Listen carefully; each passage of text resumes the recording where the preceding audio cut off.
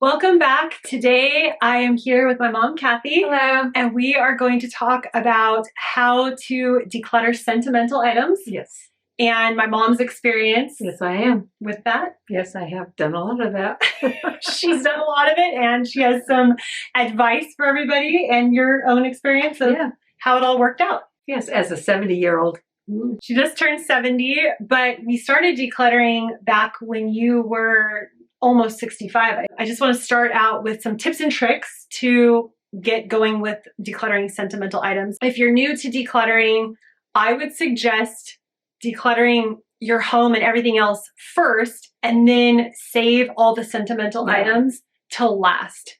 That way you are really into the decluttering mode. Yeah, you know what you're doing. You know how to do it. And that delays you so much. If you get to the sentimental ones first, you won't get anything done. It just, because that takes a lot of time. You can get stuck on things. Yes. And then it just prolongs the process. Yes. Next I have, if at all possible, try to separate the memory from the item. And that can be really hard.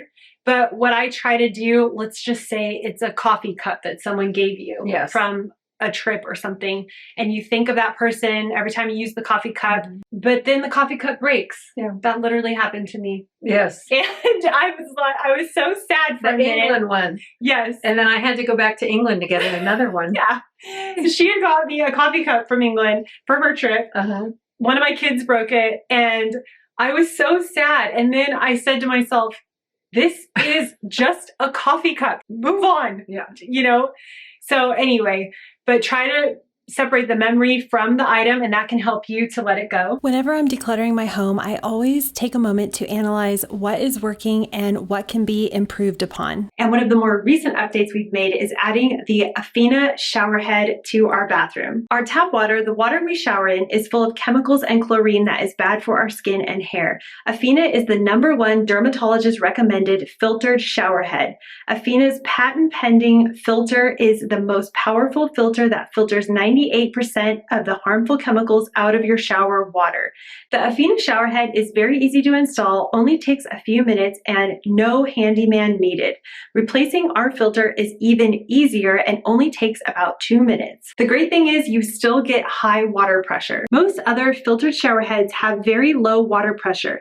The Afina has the best water pressure on the market, so say goodbye to dry, itchy skin and dry hair. I found the filter very easy to change, and this was super simple to install. Tap on the link in the description and get your Afina shower head today with a special discount. Thank you to Afina for sponsoring today's video. If you have a ton of sentimental items from a particular person or from a certain memory, just pick the best of the best. So if you have 20 of something, pick one or two that you love. Like a linen, like a quilt or something. Yes. Just pick your favorite one or two that your grandma made. Or little figurines maybe you were given from somebody and you have 20 of them. Just pick one that you like the most. Yeah, that's what I did on. Brings back the most memories. Yeah. Take some photos of the items before you let them go. That can just jog your memory, and maybe you could go into that a little bit. I've taken a lot of photos because a lot of things that I wanted to get rid of, I wanted to sell. So I looked back from, I don't know, 5 or 6 years ago on my computer, and I found photos of things that I actually sold. And it's good to have them because then they did bring the memories back.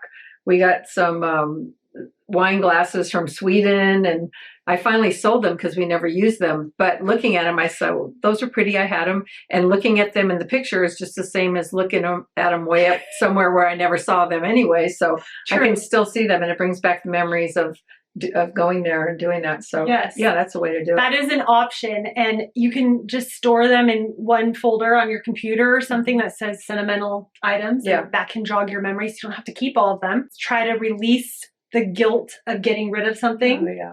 Which can be really hard. I know you have experience with that because you were given so many things from when Grandpa passed away, handed down to you.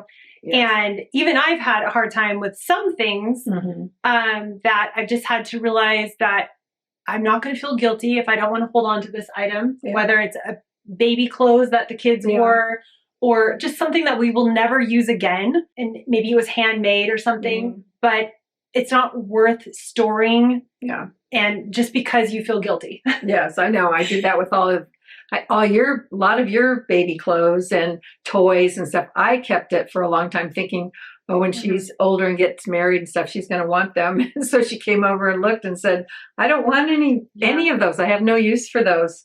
And I had the memory. She didn't have the memory. She was a baby. I was a baby. She doesn't remember. I said, don't you remember your special doll?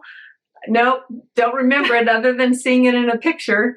So it was my memory that I was trying to pass on to you, and you can't keep other people's memories. You saved a lot of those baby clothes thinking that maybe I would be able to use them too if I had a girl. Yeah. But then I had 3 boys, so it just didn't work out. And then you were able to donate some of them to one of our cousins that used some of the clothes. Yeah. And then the rest were just donated. Yeah. So other people can still use these things. People like new clothes for their new babies. They don't want an outfit from the 80s. Yeah, I know. Something that's 25 years old. Stained, crunchy, because all the elastic is messed up. Keep items that reflect who you are now. Mm-hmm. And I think another way to think about this is maybe sentimental items that you can actually use in your home or display so you get to see them. Yes. That's a good way. You know, you can't display everything. Right. But if you can put a few items around so you are actually seeing them all the time. Yes, I have some things from one of my grandmothers. She had a lot of decor, and I've kept a really pretty vase that I love now. I would buy it now in the store or in the antique store. And then a doll, one of those piano babies. I've just always, my whole life since I was a kid, thought it was so beautiful. So I have it now, and I have it in a cabinet where I can see it. It's on display, but I would keep those. And then one day, if you don't want them, that you deal with that. Right. But I will keep them because I like seeing them, and they bring back memories. And with them out, you get to feel the memories and remember everything all the time. Right. I'm not going to keep things anymore that are in a box in a cabinet or a closet, or I won't do that. And I did get rid of a couple of dolls. One was my mom's Deanna Durbin doll. She loved it. It never meant anything to me, and it was always in a box. And then my grandmother had a German bisque doll, and I sold both of those because they didn't mean anything to me, and I felt like they're just rotting away. I wanted them to go to someone who would appreciate them, and so they did. And you wouldn't have wanted them to keep up in a cupboard. And you just open it up, look at it every once in a while. They would have meant nothing to me because I never even saw you interact with them. No. I've always had them put away. So I never even knew about these dolls, really. Yeah, so that's what I've done. I've kind of gone in and got all these ghosts that are just living in different cabinets. Just get rid of it because there's no point in keeping it. Give yourself permission to let go of those things, but also give yourself permission to keep the things that you do want to see. Yes. The permission to have them out. Yes. And I do think one thing that pops in my head is that petrified piece of wood that you always had. Actually, Grandpa always had it on his mantle. Then hearth. On his hearth. And then you inherited it. And you had it on your hearth for a long time. Yeah. And then you just gave it to us. And I think that's cool because I have the memories of always seeing that at his house. Right. So you do have a connection to it. Yeah, I have a connection. And it's a simple thing. It's not boxes of things. So it's something you can put out. Kids will get used to. They like seeing it too. They've seen it at my house. I like the fact that we can have it out and that will trigger memories of everything. So that's kind of nice too. And I give myself permission to keep something. Yes. It's not like you don't want to ever have anything sentimental. Right. That's not the point of decluttering. Yeah. When my in-laws passed away, probably 15 years ago. Longer. Way longer. 20. Yeah. Because you were in college? Time goes fast, Okay. How old are you?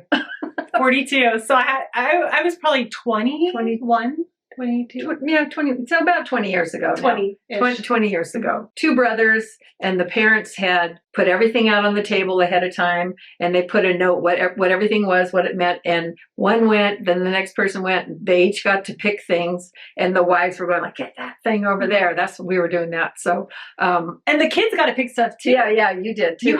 They had a special kids table where we could choose some stuff from the kids table. Yeah, it was your turn. Yeah, I remember that. That was fun. That was a good way to do it. Yeah. Cool. So some of the things we inherited and took. It turned out we didn't really need them. Like it was a silver plated coffee service where you have the big thing and the sugar and creamer. And I had just been storing that in the hall closet. And I thought, I'm never going to use it. I would take it out and try to polish it. And then finally I said, we need to get rid of this. So I think we gave it to a thrift store because a lot of these antique stores can't even sell this stuff anymore. So it's not like there's a lot of money. Like there was one box, those wooden boxes that had all the silverware, which was silver plated. Also, I guess if it's real silver, it's worth something. But silver plated, there's the antique stores say there's so many people in your situation giving this away, and nobody wants it. So I was happy to find a place that would take it.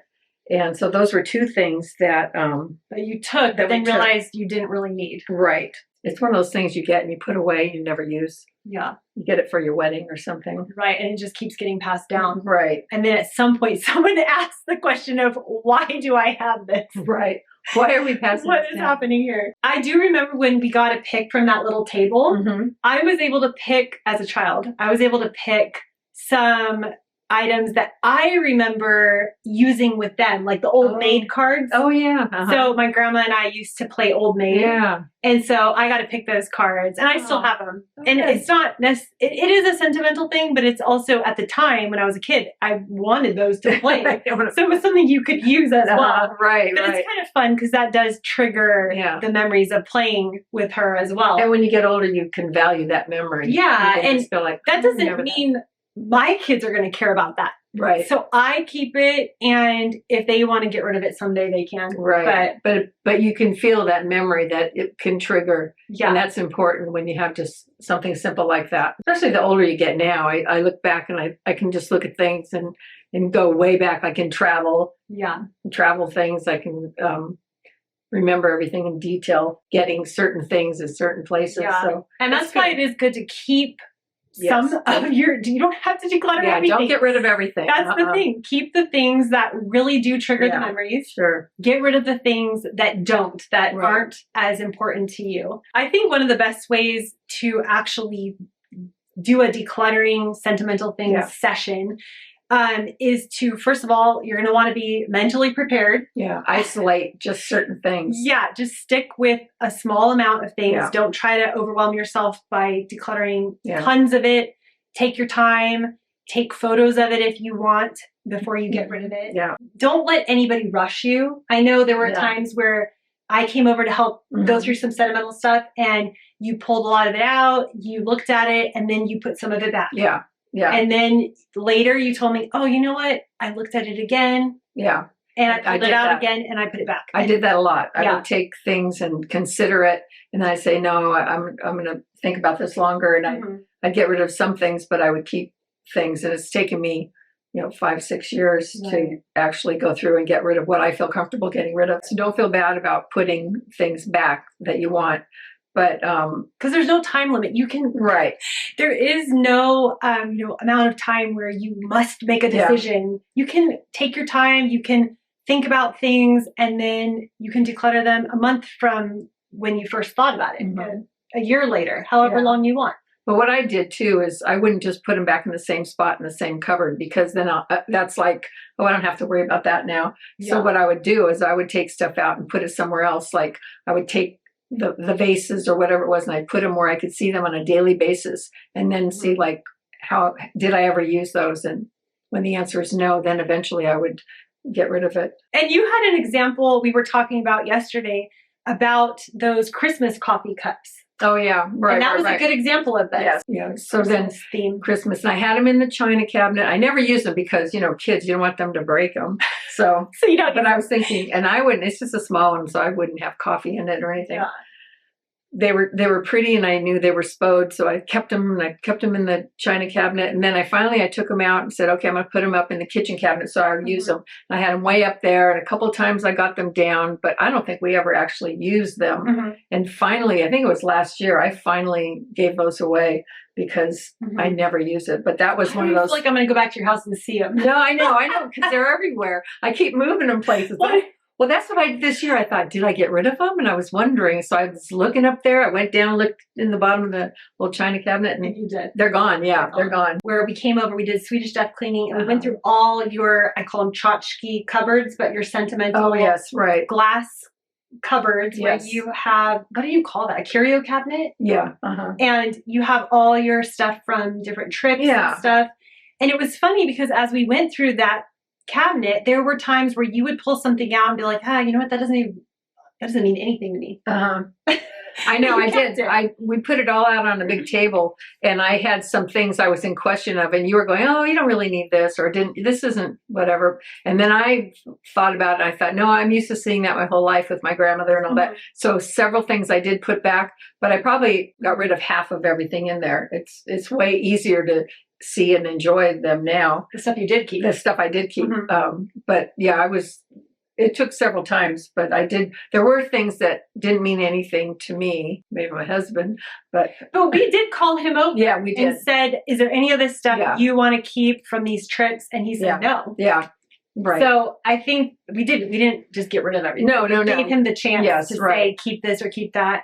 And I was shocked when he said, I don't care about any of that. Yeah. So sometimes when I'm decluttering things that it's not so much sentimental, but something I think like, well, this is so old. I decide to keep them because it's so hard to get good quality usable items now. Like I have a wicker clothes hamper in my bathroom. Dad has the same one by his side of the bed, and all the clothes hampers now are just junk. They're just cardboard and plastic, and so I thought, why would I get rid of this, even though it's not worn out looking, but it's old, and I could probably find something prettier, but I know it won't last. Keep things now because of the old quality. Yeah, because it's better quality. Good quality from the old days. Yeah, and sometimes that makes sense because really now with the trends, what is old is cool again now. Oh yeah, right. So sometimes it comes full circle. Yeah, it used to be 20 years. In the 70s, my friends and I would all dress 50s. We'd put on the full skirts. Yeah. And that would be 50s. So now it's about 20 years is considered Well, now what's retro. popular right now is coming back is the late, the 80s and 90s. Yeah. Is coming back. Yeah. So that makes the big sense. women and the big shoulder pads. Well, and just like what I grew up wearing is now popular again. Right. So things do come full circle, but I agree that if you have a quality item, just because it's old, and it still functions and you don't mind the way it looks, you don't have to declutter it. I like to use a memory box, just a box to limit how much I'm saving of the sentimental items that I don't want to have out. So it could be photos, it could be journals, things that I do want to keep from when I was younger, yearbooks. I've just come up with a box. I used to have a bigger box, but I decided it was easier to deal with two smaller boxes. When you set a limit, that can help a lot when deciding how much you're going to keep. And I have that at my house for the 3 grandsons. Take this, Grandma. Mom's going to throw it away. I wouldn't, but they think that. So they go, keep this in my box. So they each have their own box with their memories. Because I'll ask them, do you want this? You want that? So, and they think it's fun that they've got it. They know about it. Which is cool. I think that's a really good idea. If you do want to give certain things to a person, is put them in a box, label their name for whoever, and then it's ready to go. If something were to happen to me, you, whatever, it's ready. Yeah. They know that you intended them to have those items, and then they can decide what they want to do. Right.